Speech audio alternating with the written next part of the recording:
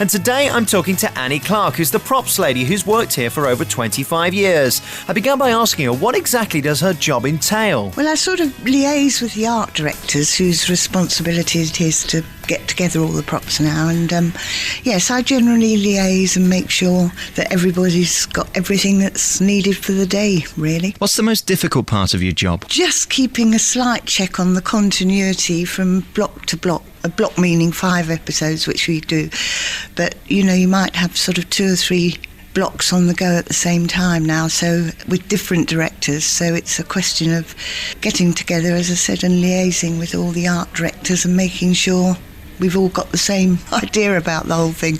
I suppose the biggest difficulty you've got is that everything isn't necessarily shot in sequence, is it? And you could be coming back to a scene 2 days later that's in fact a second later in the actual broadcast. So you've got to make sure everybody's wearing the same costume, which I know isn't your regard, but even things like doors and things like that are in the right position. How difficult is it making sure that the right mug's in the right place as it was 2 days ago? We're sort of bound by Polaroid photos, of which we take quite a few dozen. So far, touch wood, I think it's okay. There might be the odd slip up, but that's life, isn't it? Do you get letters if there are? Do people watch quite pedantically? I think there are people out there, yes. I mean, people notice if suitcases aren't weighted or have nothing in them. You'd be surprised how many letters about so-and-so was carrying a suitcase and there was obviously nothing in it, and things like that. And what's your official title here? Because I'm not really doing you justice saying that you're the props lady. I'm a stage manager, and in the beginning, we started off, I stage managed it, and we just had a designer and an assistant designer. And then we had a new designer who had art directors working with her. So they kept me on as liaison, just to sort of, because I've been here so long. I'm part of the furniture, really, I think. And it does help knowing somebody that knows Carlton, and I'm not strictly doing stage management now. But as I said, it's more like a housekeeper time, just making sure tablecloths are kept washed and carpets are kept clean. You say you're a stage manager, but the difficulty is that you're covering an area that's much bigger than an average stage. In fact, it's probably the size of 2 football pitches. It really is a large area, isn't it? Yeah, I would imagine so. Not into football, but very big because it's taken over the whole studio, really. Now, what shows have you worked on before? Very big. The 2 stage washed and carpets are kept clean. You say you're a stage manager, but the difficulty is that you're covering an area that's much bigger than an average stage. In fact, it's probably the size of 2 football pitches. It really is a large area, isn't it, the 2 sets of Crossroads? Yeah, I would imagine so. Not into football, but very big because it's taken over the whole studio, really. Now, what shows have you worked on before? Me, I've worked over the years. I started off in drama when I was 19. From drama, I went to situation comedy, and then from situation comedy, I went on to children's shows, which I did enjoy. You get a lot of satisfaction out of children's shows. A lot of hard work. You think you enjoy that the most? Children's shows, yes. Very rewarding working with kids. But yes, I've done a variety of things. What time do you get here in the morning? Because I know it's not an easy job, is it? Well, I get here at 7 o'clock mostly. And if I have to do anything special, then sometimes I'm here about 20 past 6, which you get used to. Yeah. You get used to. It's been lovely talking today. Thank you very much. Anne Clark, who's the manager of everything, really, to do with bits and bobs, scenery, cups, saucers, tablecloths, anything really here at Crossroads. Thanks for talking to me. Thank you. Well, I'm continuing my exclusive behind-the-scenes tour of Crossroads now, and I've come to the dressing room of Ray Lonnan, one of the biggest stars of the soap. Hello. Good morning. It's very kind of you. That's a very, very flattering remark, I would say. Thank you. You have a very important role in Crossroads, don't you? You're the man with the money. Yes, that's right. Vic Barnes, who comes in and is asked to invest in the hotel. Yeah, with Kate. Is it a nice role to play? It's lovely. I'm enjoying it very much. Yeah, this is my second stint. I don't know if you saw any of the previous ones, but I came in for a little while, and I did about a month, I think, and then went to America. The character went off to Boston in America on business, and I've just returned. You've obviously had an interesting career. Tell me some of the things you've done before Crossroads. 1926, black and white, silent. Thank you. I started in the mid-60s on the TV. I did a few series of Honey Lane, Market and Honey Lane, which was the forerunner to EastEnders. I don't know, no one's ever heard of it. In black and white, yeah. Really? We had sound, but it was in black and white. And we did four series of that, yeah. And then I went on to The Sandbaggers and Harry's Game, and another series called Yellow Thread Street for Yorkshire Telly. You certainly had an interesting career, and you're here now in Nottingham doing Crossroads. I mean, do you enjoy it? It's a long day. Oh, yes, we love it. Everybody's very, very pleasant. And I like this rehearse record, what you call rehearse record. In the old days, you used to rehearse something for a week or 10 days and just flatten it out, so it was quite sterile. But it's nice to come on and do something on the hop, on the seat of your pants. And so you get a little bit of spontaneity going, a little bit of frisson going. It's really nice. They don't mind if you ad-lib? Well, ad-lib once or twice, and they sometimes keep it in, but I don't always see the playback, so I don't know if they keep it in, but they don't mind, they don't mind too much. Fantastic. Well, it's lovely talking to you today. Thank you very much, Ray, and good luck with your character, and keep bringing the money into Crossroads. Yeah, thank you very much. Well, it's our penultimate day behind the scenes here at Crossroads at the Carlton Studios in Nottingham. And earlier on today, I caught up with Joan Barnsdale, who works in wardrobe, and she's very, very showbiz. Slightly, yes, a little bit. It's just, I don't know, we do our work here and we're sort of dressing everybody, and no matter whether they're Arnold Schwarzenegger or our wonderful Colleen Wells and Jane Gannett and Gilly Gilchrist, they're all the same. They're almost like our children. It must be a wonderful job. We're stood here in wardrobe at the minute. If I can describe what I can see, I can just see rows and rows of different clothes, and obviously for every one of the different characters. Several questions. Firstly, who goes out and buys all the clothes for each character? Well, that's the costume designer, which is Eileen Hubble, and she goes out and shops for all the characters. Massive, massive job. She creates their character, really. So, and an actor will always say he feels totally complete when he's dressed in his character clothes. Sort of, it's like the cowboy without his cowboy boots. If he's not got them, then it's not him. So, yes, it's incredibly important. She shops we have so many characters, as you can see. We have 2 blocks filming, and so you have like 10 scripts per week, so it's a lot. So do you go around then and pick each of the clothes out for each of the characters and then put them in the dressing room for them to wear, or do they come and pick their own? No, Eileen will go through all the scripts with the costume supervisor and the costume assistant, and she will create every look for each scene. And then there's a supervisor which oversees that all through during filming, make sure all the costumes and scenes are all correct. And then we dress them. So we will run back and forward in between scenes to make sure they have the right outfit, go back into the right outfit. You might have them change maybe about 6 or 7 or 8 times a day. So it's quite a lot. Keeps you fit. Now, I know you were telling me earlier, Jo, that you worked in America, and you worked with some rather big names, didn't you? Yes. Who have you worked with? Clint Eastwood and Woody Allen and Sharon Stone and Arnold Schwarzenegger and, crikey, probably everyone you could mention. You had to dress Sharon Stone? We had. I juggled a little bit because you're freelance. If you know this world, it's freelance. So I would do costuming and standing in and a little acting, and so whatever it was to survive. It's a different thing over there. They're very pampered. Where our actors, they're a troupe. It's from the theatre. And you wonder if they'd survive under our sort of working day, because there's trailers and there's people looking after them, and our actors are just wonderful. They just troop on and change into the current. There's no prima donnas. It's it's from the old theatre days. It must have been amazing though, working in Hollywood with all those stars. It must have been really showbiz. It is. I mean, the chairs are waiting, and they're ushered from the trailer at the very last minute. They will not go in the heat of the sun. They've got stand-ins, so they will go and do all the lighting and the camera setup. Whereas our actors, they're just there, and they're into the craft. They shine. So it can be a bit tiring over there then. I don't know. I think our actors are resilient. I think they're really so hardworking. I've never seen such hard work as I have on the show. They're just amazing. They really are. They juggle all the scripts, and they're on the ball, and they're ready to go. And I just don't think the Hollywood stars could quite hack it, to tell you the truth. There you are, showbiz exclusives here on BBC East Midlands. Thank you very much for talking to us today, Jo Barnsdale. Very, very much. We're back here at Crossroads, behind the scenes at Carlton Studios, and I'm joined by Julie Burchill. Hello. Hello. How are you? Very well, thank you. Back in makeup with all these mirrors. Yes, the mirrors everywhere. Mirrors, lights, and lots of powder. Now then, you play Nicola in this, don't you? Yes, I do. She's a lot of fun to play. What kind of character is she then? She's a bit of a princess, and she's always been a bit spoilt by both her parents. And she looks down on a lot of the staff, or she did do, until the mysterious Phil Berry came to the hotel. And ever since then, she's been a bit more familiar with the staff side of the hotel because she started going out with him from the beginning of Crossroads. Are you enjoying it? Oh, it's enormous fun. It's very hard work. We do work very long hours, especially at the moment, it seems. But everybody does muck in together. It's very much a team effort. Everybody said that. Is it true? Are you really a team and friendly? It really is. You can tell me, you know this. I know I can, but I was very surprised actually on how well everybody got on. It's not just the cast that get on very well together, it's the crew. We all go out in the week together, have very good parties. You know, it is really, truly a team effort. Now, as I say, your character, you've been here for a long while now. What did you do before you were at Crossroads?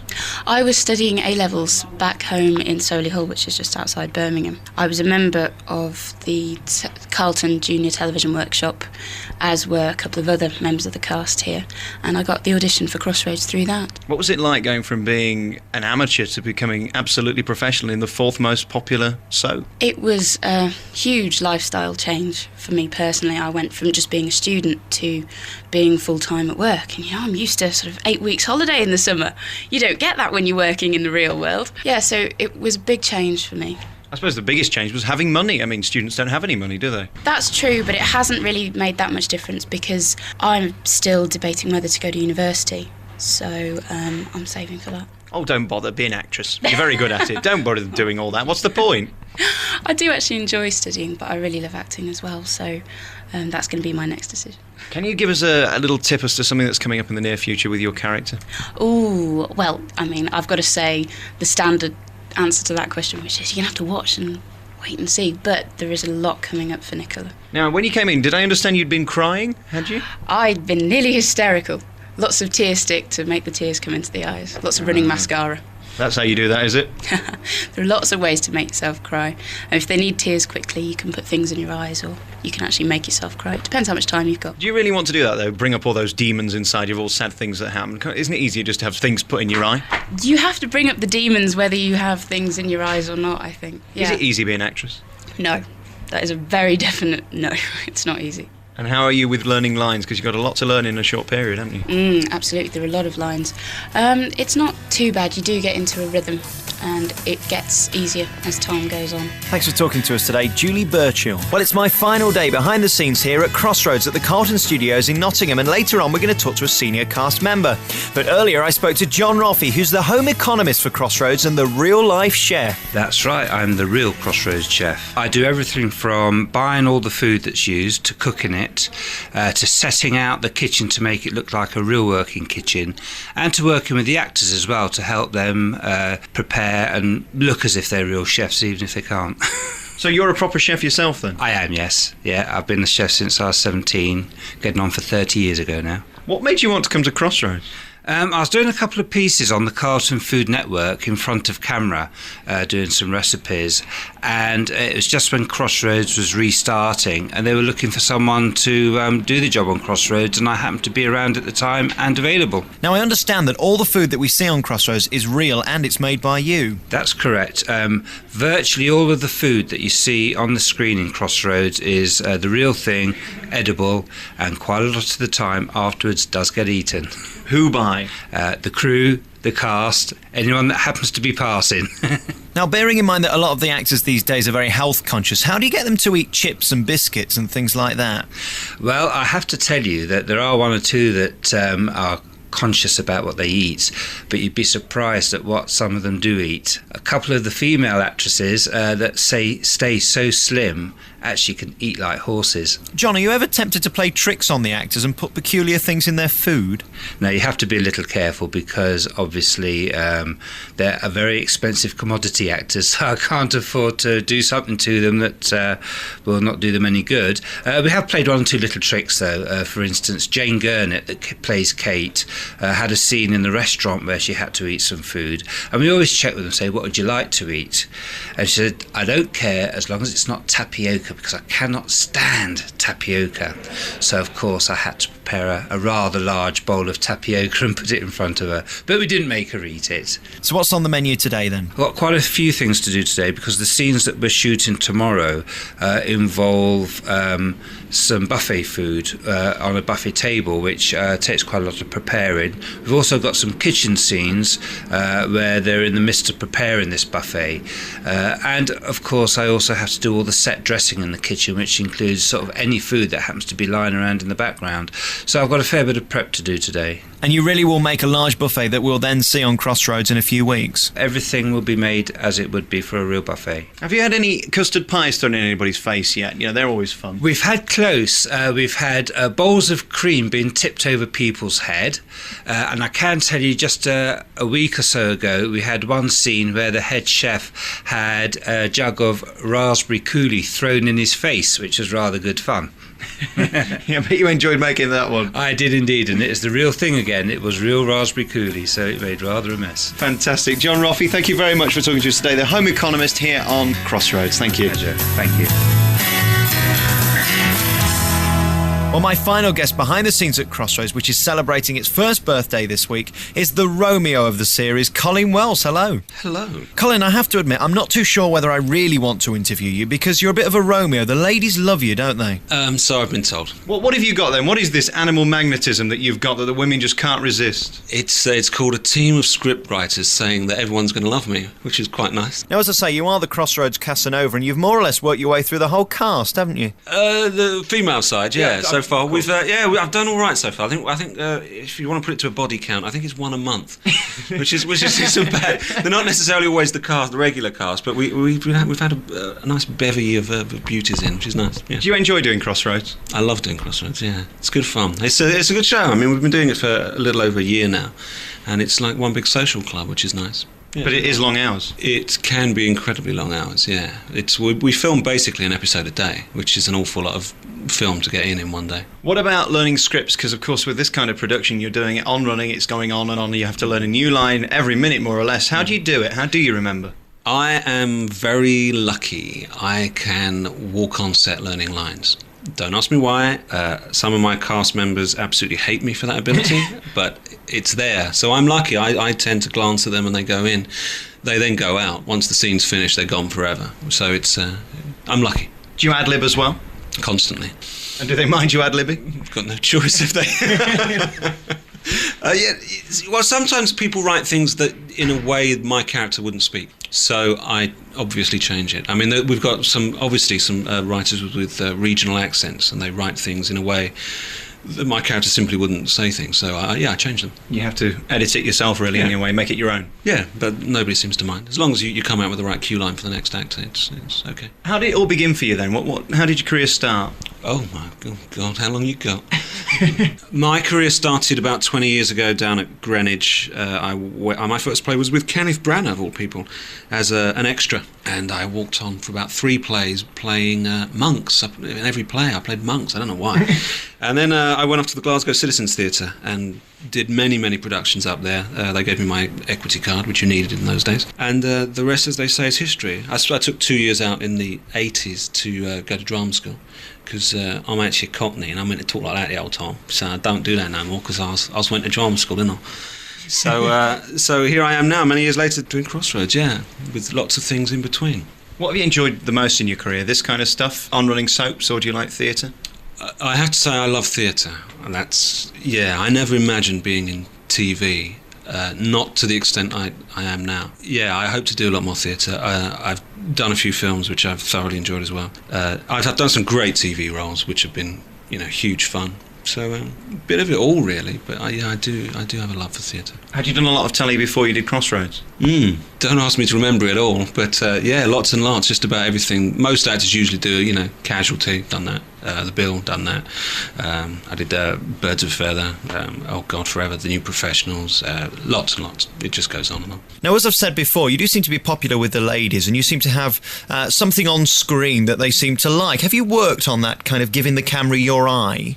I said in another interview once that I try to play Jake Booth with an element of camp, And what I mean by that is try to have fun with that, and if that comes out in the eyes, then you try to put them as near to the camera as possible. And the eyebrows as well, I noticed. And the eyebrows move now and again. But I just think you've got to have fun with this sort of thing. If you don't have fun with it, because actually very often the storylines are quite dour, and you spend a lot of the time having angst-ridden stories. If you can find a way to play it with humour, I think you'll survive it better. I think the audience will enjoy it more as well. Colin, you're one of the big stars of the show. I wish you all the best, and get on learning that script, won't you? I will indeed. Thank you very much. Nice to talk to you. Cheers. Thanks a lot. Bye. The Alex Belfield In Conversation podcast with daisymedia.co.uk. Alex Belfield.